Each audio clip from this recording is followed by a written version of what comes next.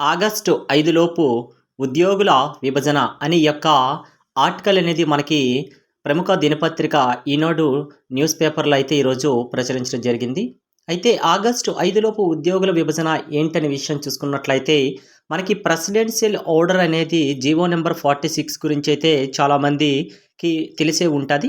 అయితే GO number 46 ప్రకారంగా అయితే జాబ్ క్యాలెండర్ ఏమైనా ఆలస్యం అవుతదైతే అని చాలా వీడియోస్ కూడాను చాలామంది చేయడం జరిగింది. నేను కూడా చేశాను. అయితే ఆ వీడియోలో నేను లాస్ట్‌కి కన్క్లూజన్ కూడా ఇచ్చానండి.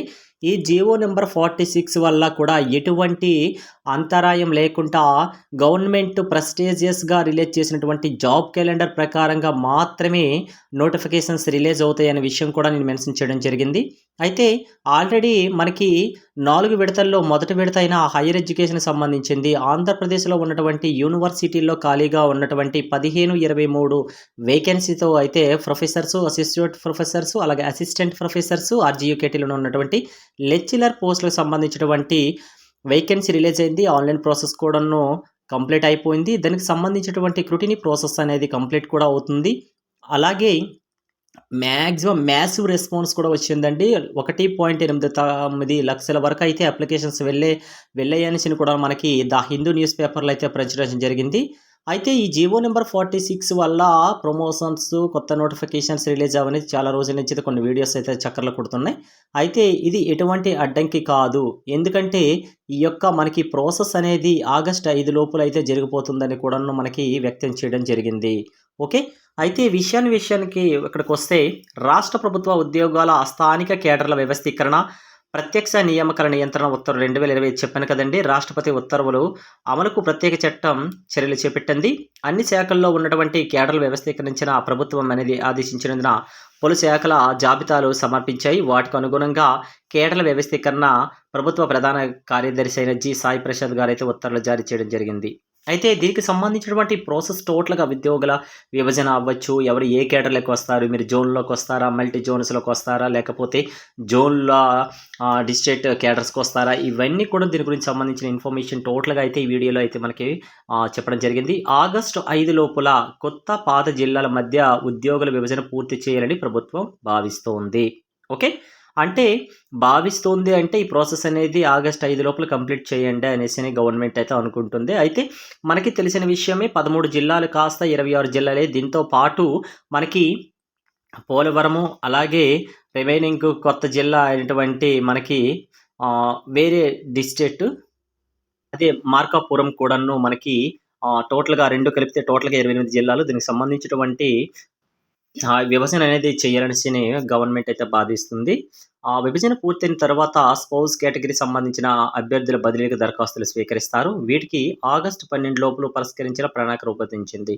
చూడండి 5వ తేదీ నుంచి 12వ తేదీ అంటే మాక్సిమం మనకి ఆగస్టు 15 రిలీజ్ అవుతున్నటువంటి గ్రూప్ 1 ఏపీపీఎస్సీ అవ్వచ్చు, ఇతర శాఖలకి పోలీస్ డిపార్ట్మెంట్ అవ్వచ్చు. ఇలాగా దీనికి సంబంధించినటువంటి పోస్టులన్నీ కూడాను మనకి రిలీజ్ అయ్యాయి. అయితే మనకి జాబ్ క్యాలెండర్‌లో ఇచ్చినటువంటి 3759 వేకెన్సీ కాస్త 3128 వేకెన్సీలకి తగ్గించబడింది. ఎందుకు అనేది మనకి ఆగస్టు 15వ తేదీన రిలీజ్ అవుతున్నటువంటి ఆ నోటిఫికేషన్‌లో అయితే మనకి క్లారిటీ వచ్చే అవకాశం అయితే ఉంది. ఓకే.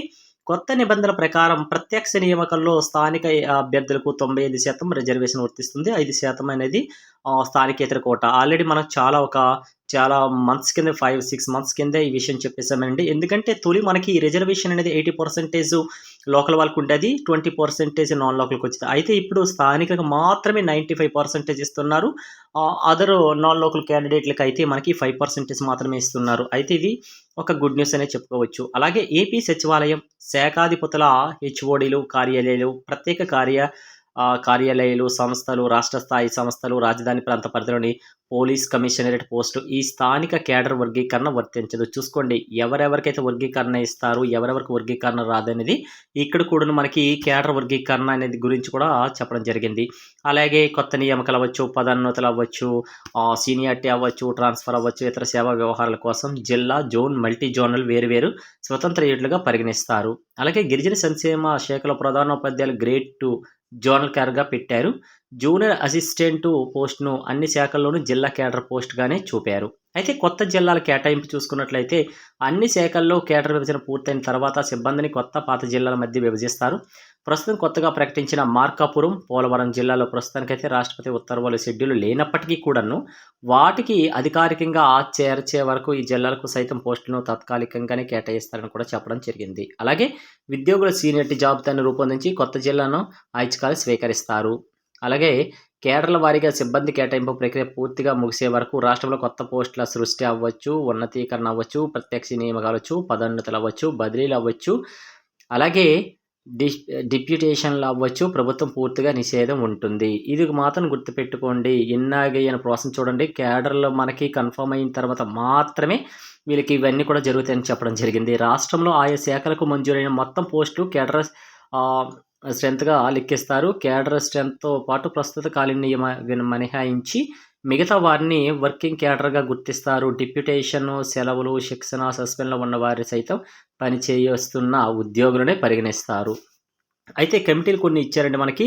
ఉద్యోగులకు పాత, కొత్త జిల్లాల మధ్య కేటాయింపులు చేసేందుకు ప్రభుత్వం ప్రత్యేకంగా కమిటీలను ఏర్పాటు చేసింది. జిల్లా కమిటీ ఉమ్మడి జిల్లా కలెక్టరు చైర్మన్‌గా వ్యవహరిస్తారు. కొత్త జిల్లా కలెక్టరు అలాగే కో చైర్మన్‌గా ఉంటారు. ఆయా విభాగాల ఉమ్మడి జిల్లా అధికారి సభ్య కన్వీనర్‌గాను అలాగే కొత్త జిల్లా అధికారిక కన్వీనర్‌గా వ్యవహరిస్తారు. కొత్త, పాత జిల్లా రెవెన్యూ అధికారులు కూడాను సభ్యులుగా ఉంటారు జోనల్ స్థాయి కమిటీకి. అయితే ఏ జోనల్‌లో ఎవరెవరు ఈ యొక్క కమిటీలో ఉంటారనేది అయితే మనకి వ్యక్తం చేయడం జరుగుతుంది. అయితే ప్రతి ఒక్కరు కూడా జీవో నంబర్ 46 వల్ల ఈ యొక్క జాబ్ క్యాలెండర్‌కి ఏదైనా ప్రాబ్లమ్ వస్తదేమో అనుకున్నారు. ఏమీ లేదండి. కానీ ఒకవైపు చూసుకుంటే మనకి ఇక్కడ చూడండి ఈ కొన్ని అంటే ఇప్పుడు ప్రమోషన్స్ అవ్వచ్చు, లేకపోతే కొత్త పోస్టులు పెట్టొచ్చు, లేకపోతే ఏదైనా ట్రాన్స్‌ఫర్ అవ్వచ్చు. అలాగే ఆహ్, డిస్ట్ ఆహ్ ఉన్నాయి కదా! ఈ ప్రాసెస్‌లన్నీ కూడాను. ఇవన్నీ కూడాను ప్రస్తుతానికైతే ఆపండి అనే విధంగా చెప్పారు. ఎందుకంటే ఈ యొక్క విభజన జరిగిన తర్వాత మాత్రమే ఇవన్నీ జరగాలని చెప్పారు. ఒకవైపయితే స్వయాన చంద్రబాబు నాయుడు గారే అయితే మనకి స్థానిక ఎన్నికలనేవి కండక్ట్ చేయండి అన్నట్టుగా అయితే చేశారు. సరైన ప్రాసెస్‌కైతే ఈ మంత్ 24 వరకి పొడిగించడం జరిగింది. దీనికి సంబంధించినటువంటి ఎన్నికల నోటిఫికేషన్ కూడా వచ్చే అవకాశాలు కూడా ఉంటాయి. ఎందుకంటే స్వయాన వాళ్ళే చెప్పడం జరిగింది. అక్టోబర్ గానీ, సెప్టెంబర్‌లో గానీ ఎన్నికలు ఉంటాయి అనేసిన విషయం కూడా వ్యక్తం చేయడం జరుగుతుంది. ఒకవేళ ఎన్నికల నోటిఫికేషన్ వస్తే ఈ నోటిఫికేషన్‌లకి సంబంధించినటువంటి మనకి సెలక్షన్‌గా అక్కడ ఎన్నికల కమిషనర్ నుంచి నోటిఫికేషన్ వచ్చిన తర్వాత ఎటువంటి నోటిఫికేషన్స్ గవర్నమెంట్‌కి సంబంధించినవి రిలీజ్ అవ్వకూడదని ఉంటది. అలాగే రిజల్ట్స్ కూడా ఇవ్వకూడదనేసి ఉంటది. అయితే ఏదేమైనప్పటికీ కూడాను ఈ జాబ్ క్యాలెండర్‌కి ఈ జీవో నంబర్ 46 అవ్వచ్చు, స్థానిక ఎన్నికలకు సంబంధించిన ఇన్ఫర్మేషన్ అవ్వచ్చు, ఏది కూడాను మనకి అడ్డంకులు వచ్చే అవకాశం అయితే కనిపించట్లేదు. అలాగే ఇంకోటి చూసుకున్నట్టయితే ఈ ఉద్యోగుల విభజన అంటే ఈ కేడర్ల విభజన జరిగిన తర్వాత మాత్రమే ప్రమోషన్స్, ట్రాన్స్‌ఫర్స్ లేకపోతే డిప్యూటేషన్స్ ఇవన్నీ కూడాను మనకు జరుగుతాయని కూడా వ్యక్తం చేయడం జరుగుతుంది. ఏదేమైనప్పటికీ కూడాను మనకి ఆగస్టు 15వ తేదీన రిలీజ్ అవుతున్న నోటిఫికేషన్ బట్టి మాత్రమే ఆధారపడుతుంది. ఒకవేళ ఏమైనా చేంజ్ అయితే 1 మంత్ వరకే చేంజ్ అయ్యే ఛాన్సెస్ ఉంటదని నేను అనుకుంటున్నాను. మేబీ అంతే తప్ప ఇది కన్ఫర్మ్ కాదు. ఓకే. కాబట్టి మన యొక్క ప్రిపరేషన్‌ని మీరు కంటిన్యూ చేసేసుకోండి. ఏ క్షణానికి ఇప్పుడు సడెన్‌గా ఎగ్జామ్ పెట్టినా కూడాను మన ప్రిపరేషన్ అనేది మనం ఎగ్జామ్ రాసే విధంగా అయితే ప్రిపేర్ అయ్యి ఉంటే చాలా బెస్ట్ అని చెప్పుకోవచ్చు. ఓకే. మరీ ఎక్కువ మనకి మంత్స్ అయితే చేంజ్ అవ్వదండి. అది మాత్రం గుర్తుపెట్టేసుకోండి. క్యాలెండర్‌లో మనకి ఇచ్చిన డేట్ ప్రకారం రిలీజ్ అయిపోతది. ఒకవేళ చేంజ్ అయితే చిన్న రవ్వ చేంజెసే ఉంటాయి తప్ప మరీ భారీగా నెల తరబడి అయితే నోటిఫికేషన్ గ్యాప్ ఉండదు. ఓకే. Thanks for watching.